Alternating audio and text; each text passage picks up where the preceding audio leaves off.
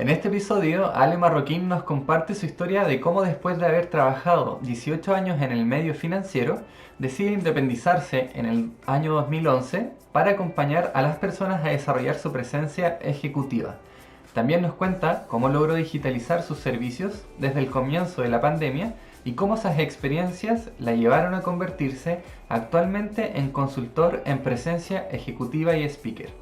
Conocer la historia de Ale te interesa si deseas saber qué es la presencia ejecutiva y cómo puede ayudarte a lograr tus objetivos profesionales, las 4 habilidades indispensables que no te enseñaron en la universidad y las 3 claves de Ale para crear una carrera exitosa. Durante los últimos 27 años, Ale Marroquín ha trabajado con personas en su crecimiento y desarrollo profesional y tiene uno de los perfiles más diversos y más amplios entre los consultores en comunicación y liderazgo en México.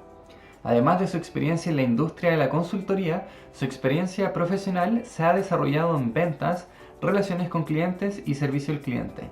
Estuvo casi 20 años en el sector financiero como asesor financiero y a cargo de áreas relacionadas con clientes. Actualmente, Ale trabaja de la mano de las personas en su liderazgo para proyectar una presencia ejecutiva que les permita ser auténticos, únicos y presentes, y así enfrentar retos de desconexión e inautenticidad.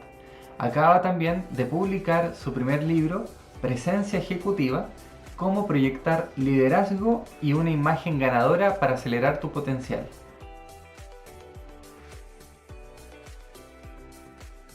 Gracias por este espacio. Y mi historia empieza en Torreón, Coahuila. Yo soy de Torreón del Norte de México, que es una ciudad de como 1,5 millones de habitantes al norte de México.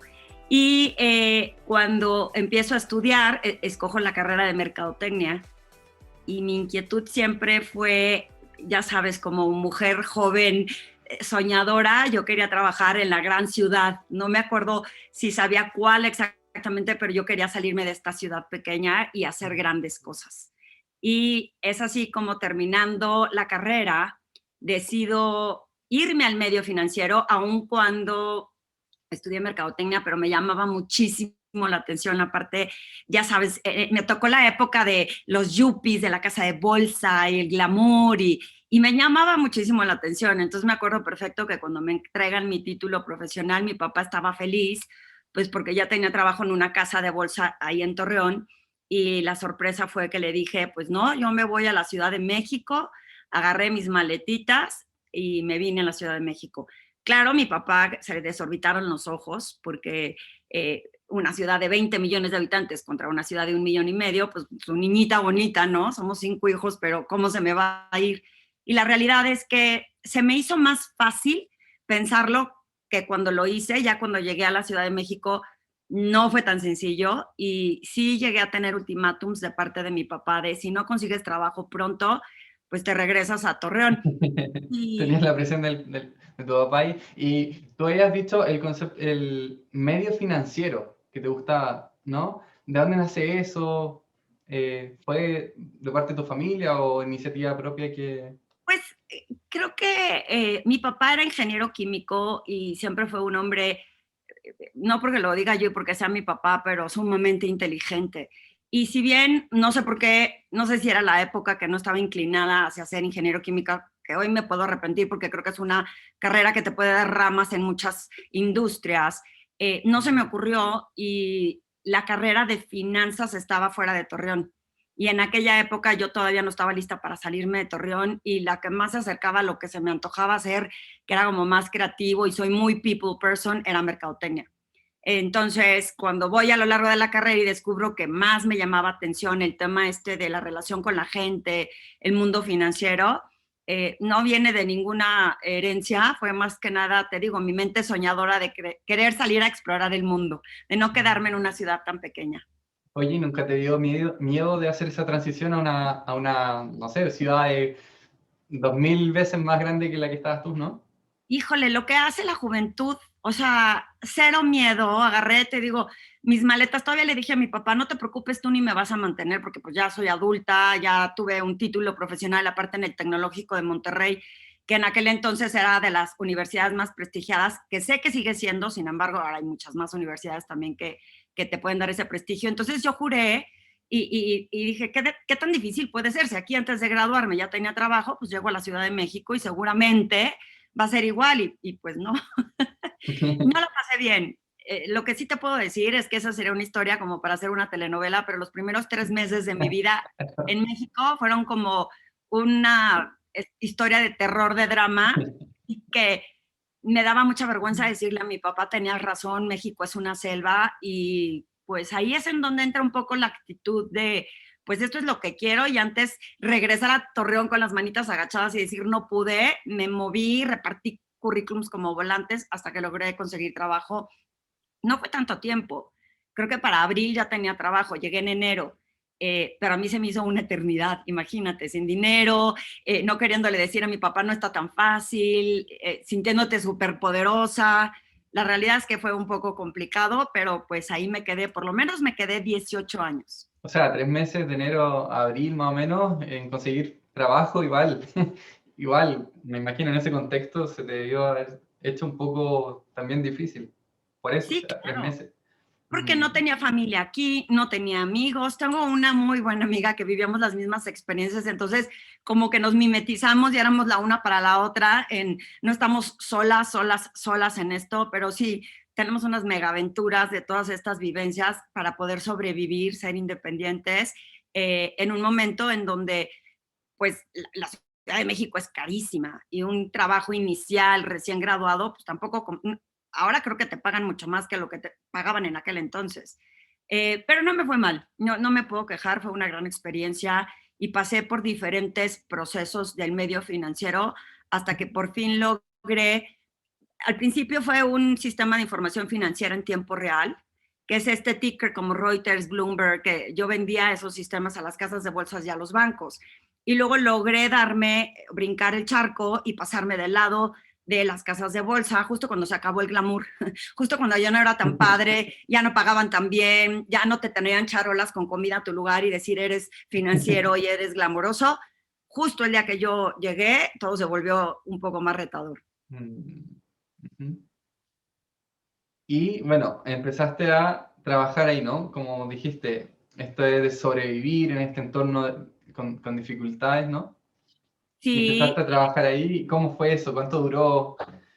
duró 18 años, Miguel. Aprendí muchísimas cosas y aprendí lo que no debía de hacer si quería seguir subiendo en lo profesional.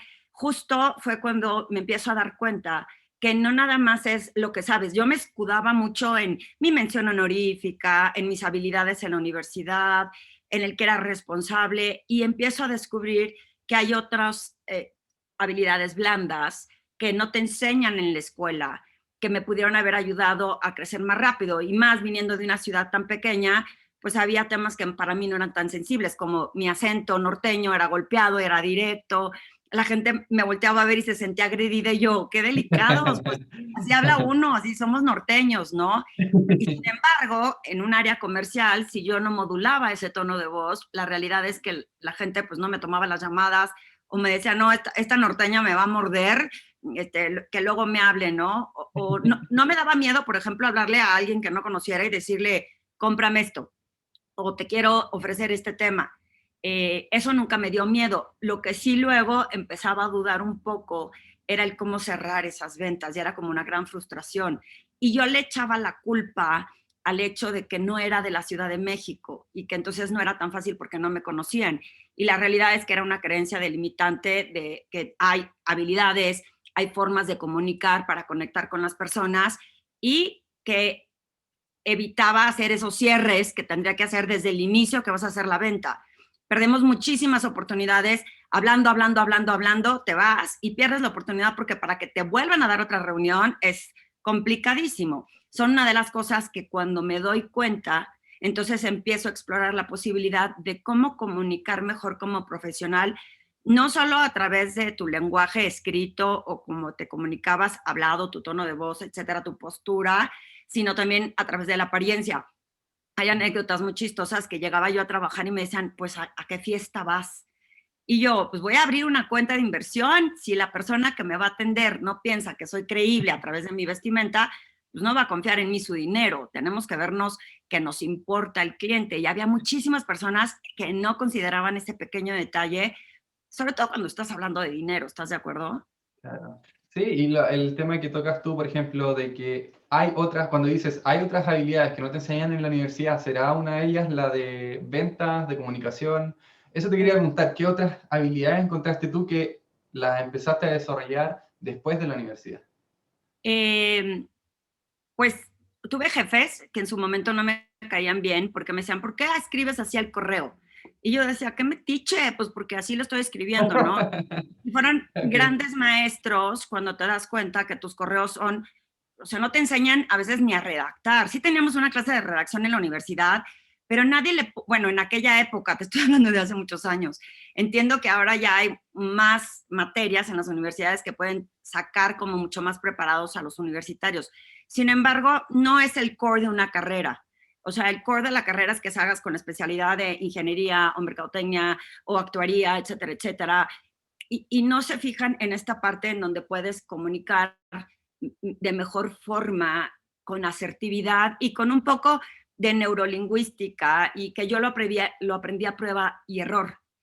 Pero gracias a Dios lo aprendí porque cuando me empiezo a dar cuenta que era un factor importante, entonces se acercaban compañeros míos en la casa de bolsa y me decían, Ale, este cliente agresivo me contestó este mail y lo quiero matar. ¿Quieres revisar mi correo? Porque si lo mato, capaz que me corren. Entonces empecé a apoyar a muchos de mis compañeros a cómo redactar un correo. Había clientes bien difíciles que me decían, Ale, atiéndelo tú. Y porque nos los tomábamos personal. Con los clientes yo siempre fui muy buena. En cosas o errores que cometí en el medio financiero, que también quise evitarle ese mal gusto a la gente, por eso me dedico a lo que me dedico ahorita, es que dentro de la organización, como era una selva, te tienes que proteger y sobrevivir, y de repente había muchas cosas que o me tomaba personal o que no tenía la mejor actitud. No me da pena decirlo, me da pena acordarme lo que pensaban mis compañeros de, ahí viene Ale Marroquín y seguro se va a quejar. Y creo que fue una de las grandes lecciones que fue el detonador para que yo me saliera, porque dije, si yo no está en mis manos que pueda resolver esta situación de malos jefes, malos líderes, cosas en las que no estaba de acuerdo, como nos trataban o como trataban de hacer que hiciéramos las cosas como si fuéramos esclavos. Y cuando descubrí que si no estaba en mis manos, una de dos, o aprendes a vivir con felicidad en ese entorno, o te vas. O propones una solución. Y propuse soluciones que no me quisieron hacer caso y me salí. Y soy la mujer más feliz del mundo. No sé cómo no me salí antes del famoso medio financiero. Pero bueno, lleva Claro, 10 años mi consultoría en esto de presencia ejecutiva, lo cual me hace muy feliz.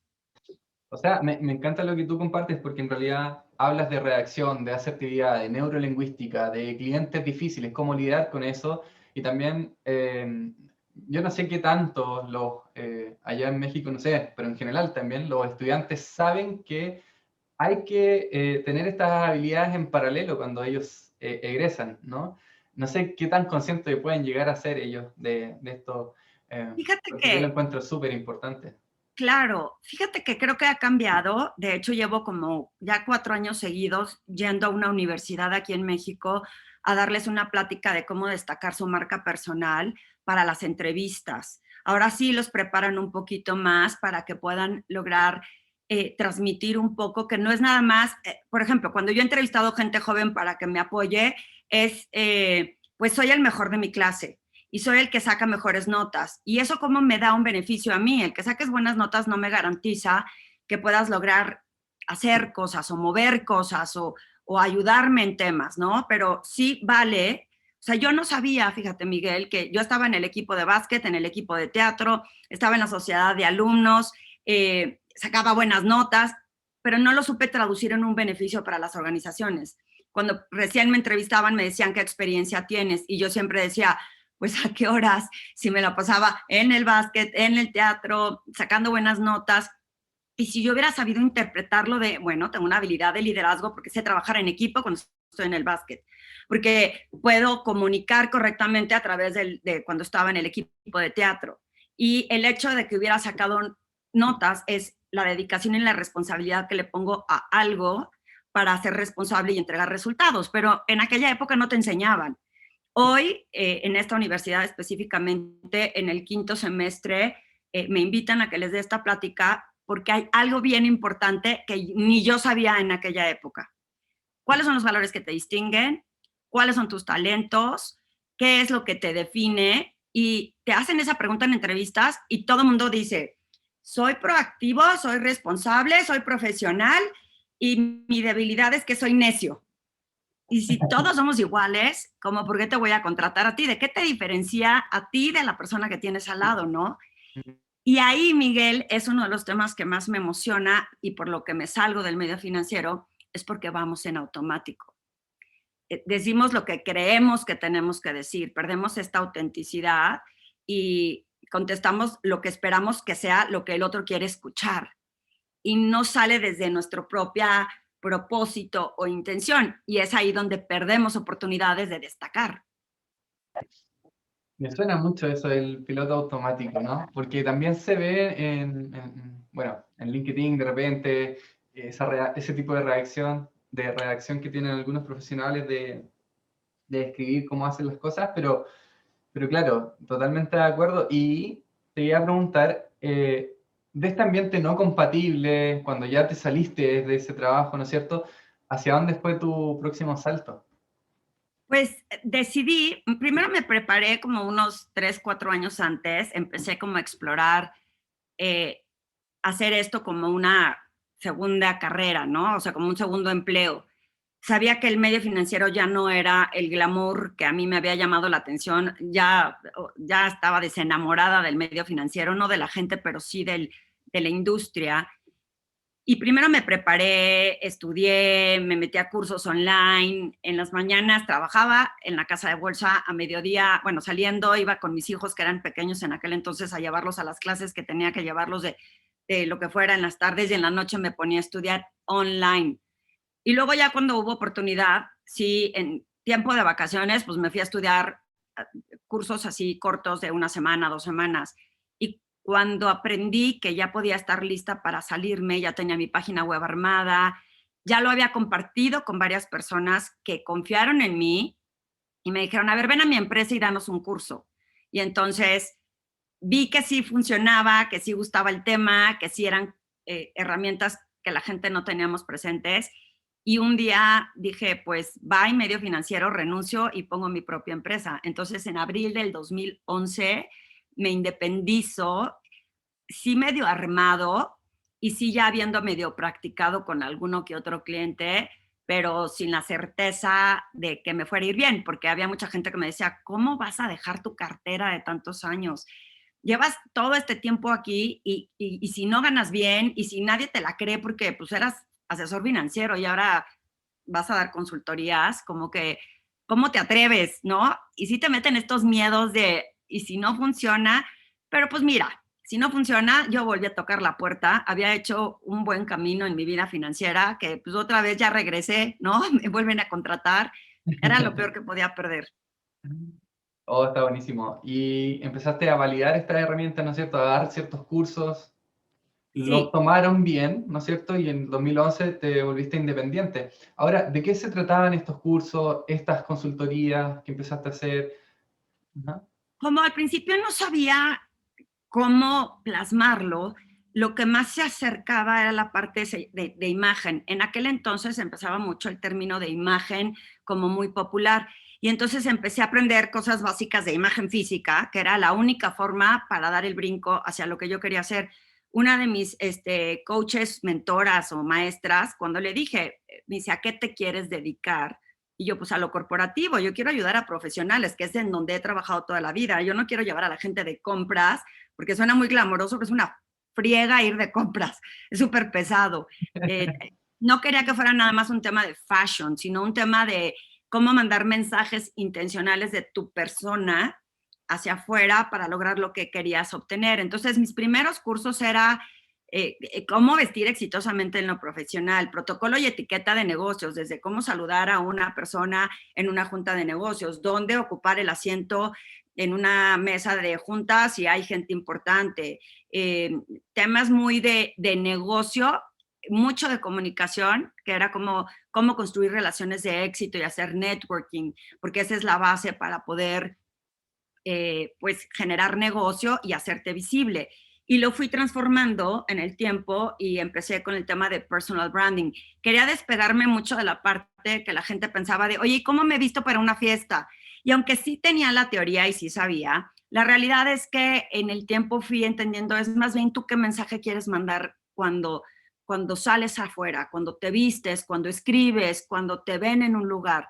Y empecé a hacerlo como el tema de marca personal, burlándome un poco de mi vida desde que llegué de Torreón, porque me burlaba desde hasta cómo me vestía para conseguir trabajo. Y que la gente me decía, había una tía venenosa que decía, así te vas a ir a trabajar en el medio financiero, si ya no estás en Torreón, ¿no? Entonces, hacía estas pláticas de marca personal, de cómo hacerte memorable, de cómo distinguirte, que esa sigue existiendo porque seguimos necesitando recordar quiénes somos, qué me define como persona y cómo intencionalmente lo proyecto hacia afuera.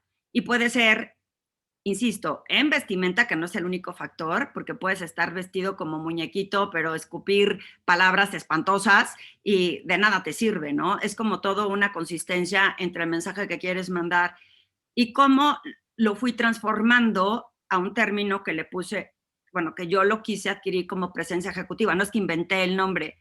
Existe en el mundo el executive presence y que en inglés se oye mejor porque es como el centro ejecutivo, ¿no?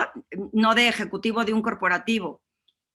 Y le tuve que dar mi propia definición, que presencia ejecutiva es cómo estás aquí, en el presente, en cuerpo, alma y mente.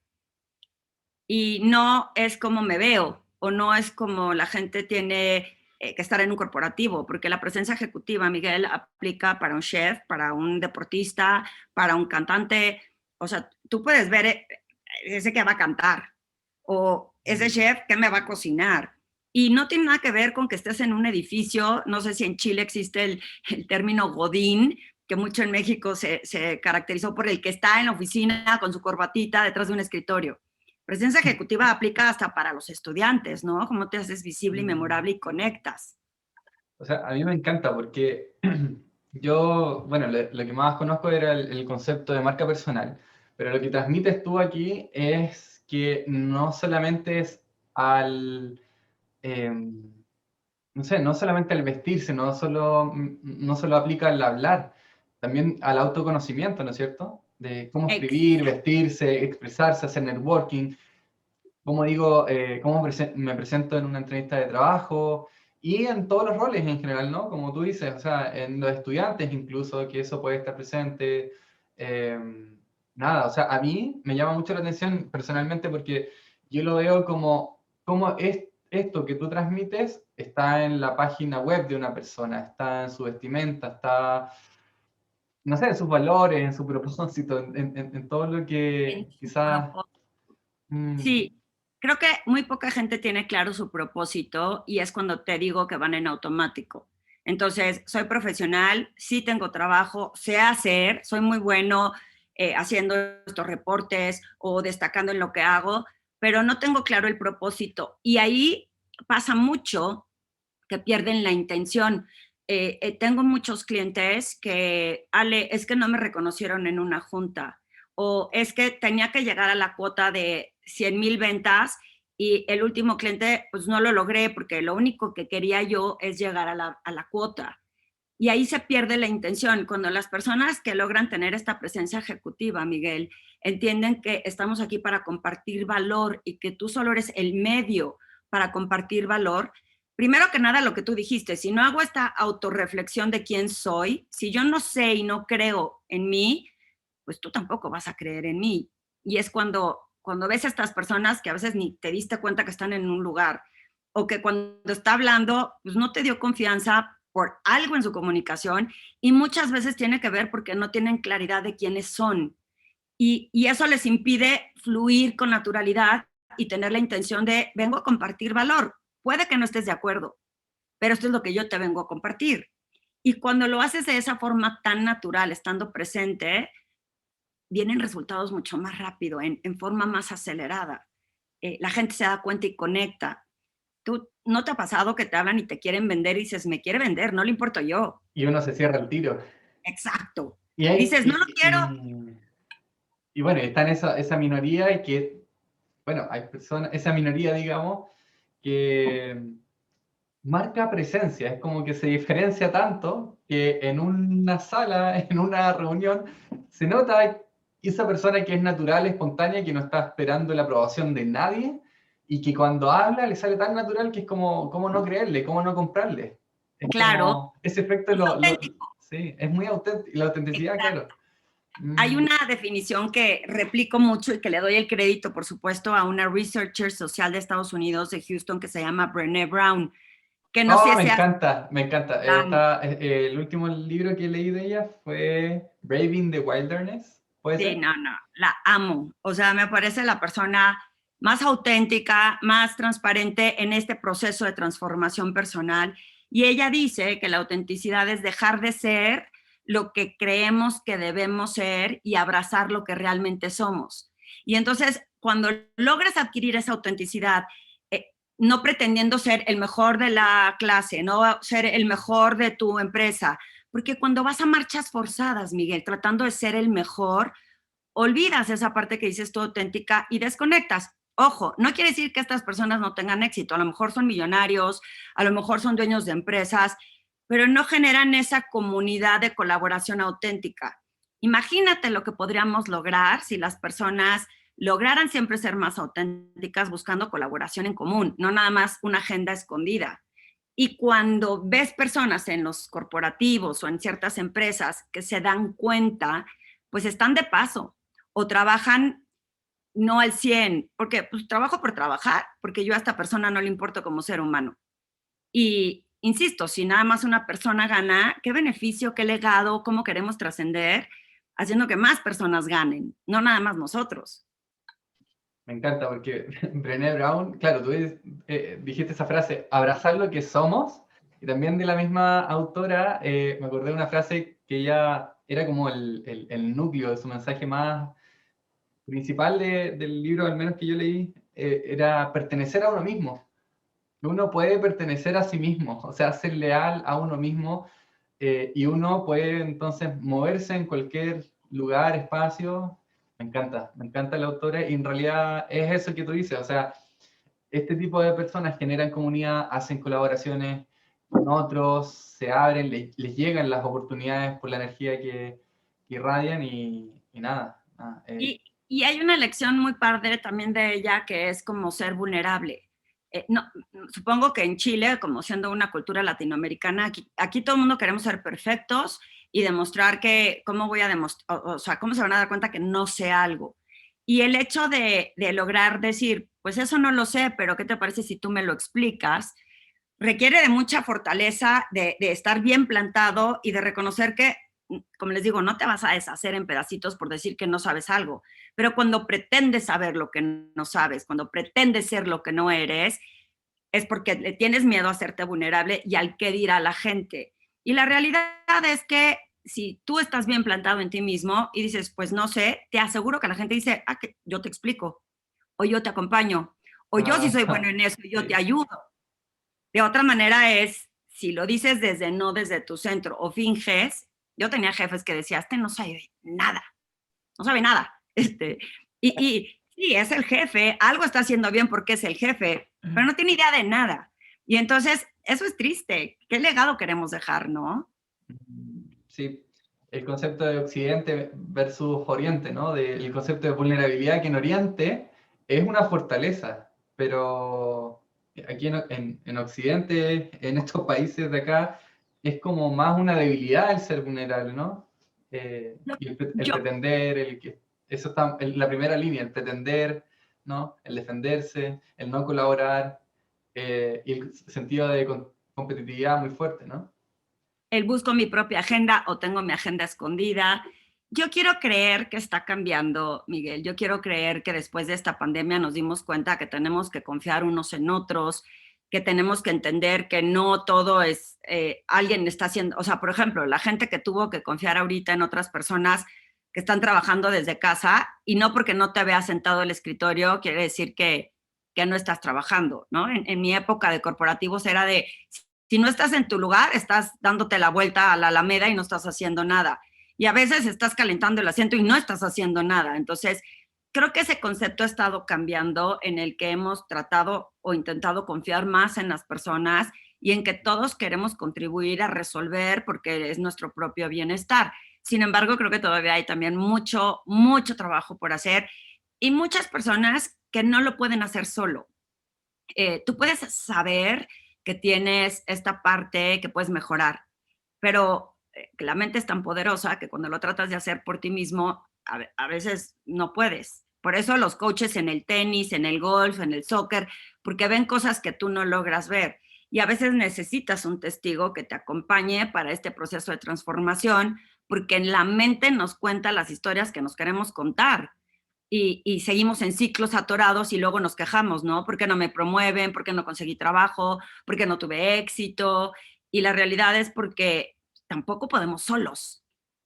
En ese sentido yo te quería preguntar, Ale, porque tú me empezaste a contar de que empezaste a hacer cursos, ¿no es cierto?, de manera autónoma, independiente, lanzaste tus cursos, empezaste a probar, lo validaste y te resultó.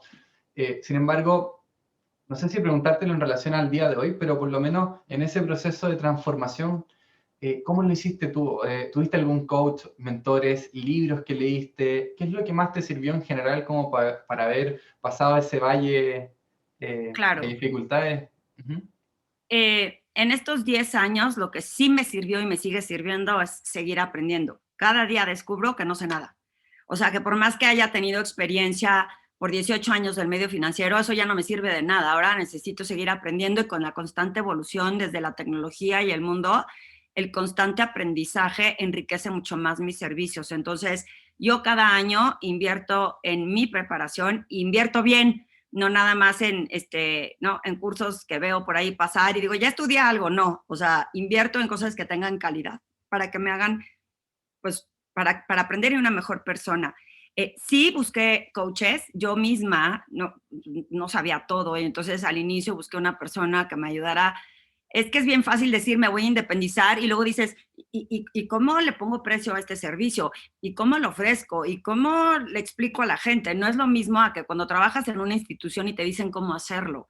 Y sí busqué una persona que me duró muchos años esa coach y vas trascendiendo en el tiempo. Cambié de coach recientemente a una persona que me pudo no quiere decir que el otro coach no fuera bueno, sino que vas elevando los servicios o trascendiendo. Fui buscando otros temas que compenetran más. Por ejemplo, eh, uno de los parteaguas en mi consultoría después de casi 9 años de dar cursos, de dar conferencias, me mandaron a Londres a una empresa a tomar un curso para certificarme y reprobé. Y te lo estoy contando rápido porque es como también otra de esas historias de terror que se necesita una hora completa, pero reprobé porque estaba en autopiloto, porque estaba en automático, porque quería demostrar que en esto sí era buena después de estar pasando por situaciones complicadas en otro negocio que tenía. Y somos humanos y la bronca es que la gente, es coach, a ella no le pasa. No, pues no soy Superman, me pasan cosas y pierdo el control a veces y pierdo las emociones a veces y a veces me siento sola en mi negocio y digo, ¿qué debo de hacer o cómo lo debo de hacer? Y gracias a ese disparador, que fue una experiencia terrible y humillante y que si me acuerdo me vuelve a dar un poquito como de vergüenza, pero acabo de leer justo hoy que Richard Branson dijo, no son los miles de fracasos que has tenido en el tiempo, sino los miles de aprendizajes que has tenido. Y para mí ese fue un gran aprendizaje porque estas personas fueron mis maestros para darme cuenta que tenía que escalar otro nivel más los servicios como los ofrezco. Y entonces cada vez son como más de una transformación desde adentro. No es el jefe que tienes es malo, es voltear el reflector hacia ti y tú qué estás haciendo para contribuir en que esa comunicación no fluya. Porque es bien fácil adornarte en esta famosa zona de confort y decir, el COVID no me dejó trabajar y se complicó la economía y el presidente que tenemos no es el mejor que permita que nuestros servicios fluyan. Creo que el reflector tiene que ser hacia adentro para que logremos entender de qué sí soy yo responsable de hacer y de lograr, claro, constante preparación, conectarte con la gente correcta y aprender a que si te equivocas, pues aprendes y vuelves a levantarte, ¿no? No que seas un failure para toda la vida. Me encanta. Y hablando del COVID, ¿qué regalos te trajo este periodo de confinamiento en este Eh, proceso tuyo? ¿Qué regalos hubieron en ese proceso tuyo? Fíjate que sí me trajo regalos, Miguel. Siempre había querido hacer cosas digitales, pero la demanda de la gente de, ¿cómo? ¿Virtual? No, no, ven a mi oficina, ¿no? Y entonces descubrí que a través de Zoom pude llegar de la misma forma, porque la energía con la que transmites las cosas no cambia. O sea, sí es muy padre la experiencia de ver 300 personas en un foro, obvio, sí es padrísimo, pero eso no es una limitante para entregar con la misma energía y el mismo contenido a las personas a través de pantallas. Y lo que yo hice fue moverme otra vez, como cuando repartí volantes, cuando quería conseguir trabajo en México, pues me puse a buscar a todos mis clientes y decirles, te regalo una conferencia virtual para motivar a tus empleados en esta situación complicada. Y de ahí el hecho de regalarla me resultó en que me regresaron chamba. O sea, tuve trabajo todo el año pasado, gracias a Dios, y no en una manera arrogante, sino que no es que haya sido el mejor año de mi vida, pero la realidad es que fue bastante bueno comparado con. Y otra cosa que me regaló es que me mantuve tan en top of mind, hablando de personal branding, que cuando se están empezando, o nos estamos empezando a acostumbrar al COVID, porque no es que haya cambiado la situación, seguimos con el mismo tema, pero ya aprendimos cómo funciona el bicho, ya sabemos cómo nos tenemos medio que cuidar, y eso ha permitido que la gente que me tenía presente, pues me busque para ofrecerme más trabajo, el estar consistentemente. Algo que a mí me gusta compartir con todo profesional es no te rajes de hacer algo que tú realmente quieres hacer, porque la falta de consistencia hace que a la gente se le olvides. Y no van a llegar y decir, entre mi cajón de los recuerdos está Miguel, déjame le hablo porque en alguna época, no, es que te vi en una red social, me hablaste por teléfono y te saludé, alguien comentó que te acaba de ver en un foro. Eso es hacerte memorable y visible para estar en top of mind y que no cueste tanto volver a subir en esta carrera después de que empezamos a sentir que la vida no regresa, o sea, a esta, me choca esa palabra, pero a esta nueva normalidad, porque pues es como, de aquí todavía falta mucho para que sigamos erradicando esa parte, ¿no? ¿Qué Claro, opinas sí. tú? No, no, totalmente. Me encantó. Oye, pero de verdad me gustó mucho esa idea de cómo lo hiciste. O sea, empezaste a regalar, ¿no es cierto? Estas conferencias, ¿no? Conferencias, charlas, para motivar a los empleados en en la empresa. Me encantó. Y después de eso te generó trabajo. O sea, lo encontré extraordinario. Y te iba a preguntar, en esas charlas, por ejemplo, que tú hiciste en esos momentos, ¿qué buscas tú, qué efecto buscas provocar en la audiencia? Yo sé que me dijiste motivarlos, ¿no? Pero quizás qué temática específica o cuáles son más o menos tus secretos ahí. A raíz de que empecé con este tema que te dije de Londres, ya tenía rato leyendo, ¿no? Leemos esto de la meditación cambia la neuroplasticidad de la mente y tal, y yo intentaba meditar y no podía, ¿no? O sea, siempre me ganaba un pensamiento más importante y decía, no, deja de meditar, tienes cosas que hacer. Y algo que compartí fue como no tan vendedor, no como una propaganda de medita, sino a mí me está funcionando tener más calma y guardar la calma en mis pensamientos y generar más creatividad. Cuando tu mente está llena, como si fuera el tráfico de la Ciudad de México en tu cabeza, y pues no hay espacio para tener espacios de creatividad porque está tan atormentada de información y movimiento que ni siquiera tienes esos espacios de creatividad. Y las personas pensamos que el creativo es solo el que está en una agencia de publicidad o el que dibuja arte, y la creatividad no tiene nada que ver con el tamaño de lo que logres, sino con una cosa pequeña diferente que hagas, ya es creativo y ya es innovación. Entonces, lo que yo compartí ese año en esas sesiones, digamos, de regalo a ciertos de mis clientes, era cómo generar esos espacios de creatividad frenando un poquito, teniendo calma, haciendo estas respiraciones, para entender qué se te podía ocurrir y que no tendrías que creer que tenía que ser algo, el hilo negro, sino que cualquier cosa pequeña que hicieras diferente podría ser bien recibida. Y hablaba de temas de cómo salir de zonas de confort, de cómo es fácil caer en estas creencias delimitantes, de no se puede, es complicado, y qué compromisos como ser humano me proponía yo para dejar de hacer. Porque fíjate, Miguel, muchísimas personas decían, es que esto siempre me había funcionado. Entonces me voy a esperar a que pase el COVID porque siempre me había funcionado. ¿Qué crees? Si sigues esperando, eso que te funcionó antes ya no va a funcionar mañana ni hoy.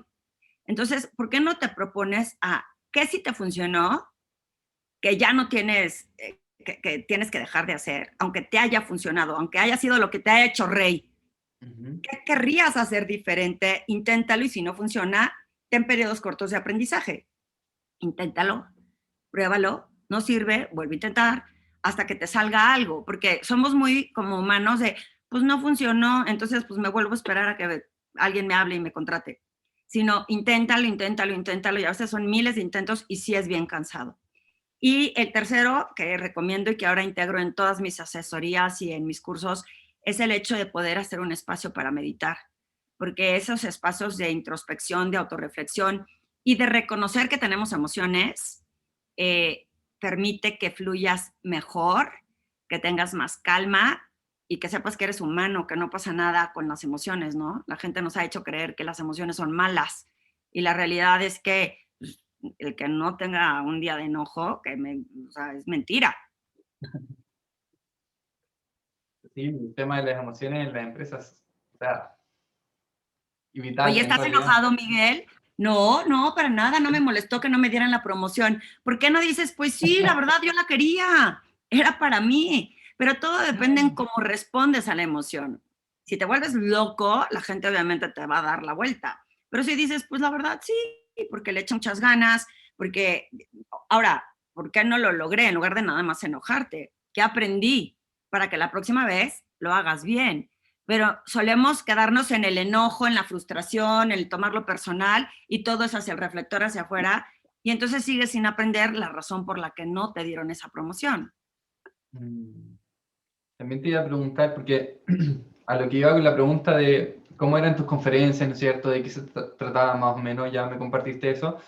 Eh, ¿Hubo alguna consultoría que hayas tú hecho con algún cliente que te haya gustado a nivel personal? De que eso que alcanzó tu cliente o ese equipo de, no sé, clientes, digamos, te hizo también cambiar a ti en algún aspecto de tu vida, porque, no sé, logró algo interesante o fuera quizás, entre comillas, de lo común. Eh, si puedes Tengo, compartir alguna experiencia específica en tengo ese contexto. muchas. Me emocionan mucho las empresas que le invierten a que la gente aprenda. Y, y, y me da esperanzas de que cada vez hay más empresas que valoran al factor humano más al factor dinero. Porque muchísimas empresas dicen, no, no, no, como no es tangible el tema de los soft skills y de pláticas de este tipo, no tengo tanto presupuesto para invertir, ¿no? Cuando logras transmitirle a las personas y conectar esa energía y que llegue gente y te escriba y te diga, me cambiaste la vida por tu plática, logré obtener este puesto o entendí que el tema era un trabajo mío, híjole, yo ya, o sea, me di por súper bien servida. Y cuando personas en la forma individual me buscan y me dicen, tengo una clienta que admiro y amo mucho, que cuando empezó, pues no estaba lista, digamos, para los puestos importantes que le podrían haber venido. Y hoy es la directora general adjunta de una empresa muy importante cuando era, eh, no sé qué puesto tenía, sugerencia, una cosa así. Ese tipo de cambios de transformación y de que la gente volvamos a creer en nosotros mismos para lograr lo que te propones, a mí me emociona muchísimo poder haber sido parte de ese camino, aunque es como cualquier profesión como la nutrióloga, el trainer, o sea, no es un trabajo nada más mío, es el que le pone la gente para realmente comprometerse, porque yo te puedo acompañar y si tú no haces nada de lo que yo te diga, pues no, yo no soy varita mágica para decirte es magia, lo logras, ¿no? O Eh, obligarlos también. pues no lo obligas, porque cuando obligas a cualquier gente, inclusive una venta, cuando obligas una venta, el cliente no te dura. A No. la primera que puede se va, porque se sintió obligado y comprometido. Mm, ¿Me explico? sí. Yo creo que esto tiene que ser una transformación desde tu propio reconocimiento e intención en querer llegar a donde quieres llegar. Insisto, a veces no lo puedes hacer solo, pero para mí mi mayor satisfacción es que la gente descubra eso que a veces sí sabemos, pero no queremos verlo, y que luego dices, bueno, ok, pero se puede atacar o se puede lograr y tiene, no es que sea cura, pero tiene solución, ¿no? Y que es un ongoing process, Miguel. Esto no es, ya pasé por un coaching de presencia ejecutiva con Ale Marroquín y ahora ya voy a ser el rey del mundo. Esto es un trabajo cansado de todos los días, pero por eso luego no hay tanta gente en la cima porque algunos se relajan. Y hay que trabajar y trabajar y trabajar constantemente, no solo en ti, en tu interior, en tu aprendizaje y hasta donde tú quieras llegar, ¿no? Buenísimo. Buenísimo, sí. O sea, yo rescato eso de que ver los resultados de tus clientes y que te digan, por ejemplo, que entendí que el trabajo era de ellos, ¿no es cierto? Y quizás no tener el foco muy hacia el exterior, me encanta eso. Y también, Ale, te iba a preguntar, una persona como tú que ha tenido los logros que tiene hasta el día de hoy, ¿no es cierto? Y que cumple roles tan importantes como ser speaker, ¿no es cierto? Conferencista y hacer las cosas que tú estás haciendo actualmente. Desde ese contexto, me gustaría hacerte una pregunta. ¿Qué tres elementos tuyos personales son los que consideras que son más, fueron y quizás siguen también siendo los más importantes? Esos elementos que te han hecho, eh, han creado, por ejemplo, a la Ale, quizás se pueda decir desde ahí. Aprendí que yo soy solo el medio para compartir valor y que si desde esa intención quiero compartir valor con más personas, eh, regresa, ¿no? O sea, es una de las cosas en donde con mis experiencias personales, mucho de lo que me funciona a mí es que he tenido muchas experiencias personales, ya sea porque fui 18 años parte de ser empleada, digamos, y lo que he aprendido con mis clientes los últimos 10, ¿no? Y entonces todo eso lo traigo como en una experiencia personal y no como un deber ser. Y quizá tú no puedas estar de acuerdo, pero ese es el medio por el cual yo comparto valor. Y si tú lo tomas, qué bueno. Y si no, tampoco es personal y no es que sea mala yo. Eso me ayuda mucho a transmitir mejor cuando estoy dando conferencias. El estar centrada y no tener tanta prisa. En algún momento de mi época quería ser te comparas con otras personas porque le está yendo súper bien, pues ¿qué está haciendo para que le vaya también? Yo también quiero que me vaya bien. Y el día que descubres que detrás de la barda de aquella persona hay unas tormentas terribles, pero uno solo quiere ver lo que quiere ver, ¿no? Y entonces cuando descubro que el tema es mío y compito conmigo, no con nadie más. Y eso también me ha ayudado a poder destacar y a estar en mi centro de decir, pues me comparo conmigo y con lo que era hace 10 años y cómo he evolucionado al día de hoy. Y eso también me ha ayudado a poder pues sumar más cosas en mis servicios. Y el tercero que te puedo decir es abrazar lo que soy, o sea, realmente seguir creyendo en mí, recordármelo diario. Si olvidamos en el tiempo las cosas que logramos, esa historia que cuento que no se me olvida porque fue hace 28, pero a veces se me olvidó que agarré maletitas, me vine a una ciudad monstruosa y luego de repente un día dudas de ti porque, y podré cerrar esta cuenta importante porque sí me pude venir y atacar la ciudad más grande de la República Mexicana y 10 años después dudé si soy capaz de cerrar una cuenta. Y creo que eso lo hacemos mucho los seres humanos. Llegamos a dejar que las dudas nos invadan y por eso ves mucha gente ya más de mediana edad que empieza a dejar de creer en sí mismo porque lo olvidan. Y creo que es un recordatorio de todos los días de lo bueno que hiciste, lo bueno que eres, lo mucho que puedes compartir con valor y cómo tener esta inspiración de compasión hacia los demás, que es la que te permite seguir adelante. Esos serán Ah, mis tres rollosos, pero espero que se hayan entendido como tres tips. sí, Sí, el último es muy bueno y como tú decías al principio, soy el medio para compartir mi valor y eso regresa y es como filosofía, ¿no? De lo que ocupas tú para trabajar día a día y sentirte centrada sin tanta prisa, sin competir tanto con otros, en realidad, que compites en realidad contigo misma y en verdad, buenísimo eso. Y Ale, yo en verdad agradecido, de verdad muy agradecido que hayas participado aquí en este podcast, de estas cosas que nos dejan, ¿no es cierto?, de lo que nos compartiste, de invertir de forma inteligente, de haber tomado esa decisión, de haber transicionado de un lugar donde no era muy compatible contigo y haber tomado esa decisión y haber empezado a emprender con lo tuyo, de poner el foco hacia adentro, ¿no es cierto?, en vez de estar muy hacia afuera y disperso con el tema del tráfico de la mente también. Y, y, y nada, eso, muy, muy agradecido.